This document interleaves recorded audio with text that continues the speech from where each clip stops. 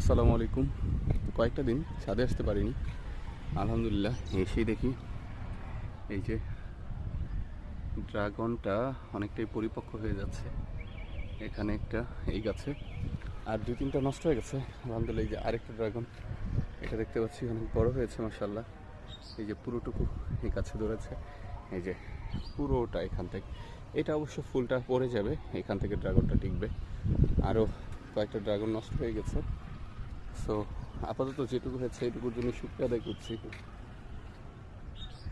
কষ্টের ফলগুলো অনেকটাই ভালো লাগছে দেখে।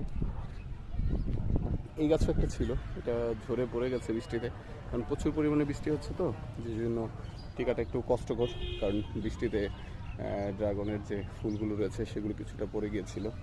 এটা তো কয়েকদিন পর ফুল চলে আসবে। যে এই পাশেও রয়েছে, তারপর এখানেও রয়েছে। আসলে বৃষ্টির জন্য, বৃষ্টি অনেকটা বাতাস বেশি, সেই জন্য কিছুটা প্রবলেম হচ্ছে। তাছাড়া এমনিতে সব কিছু ঠিক আছে।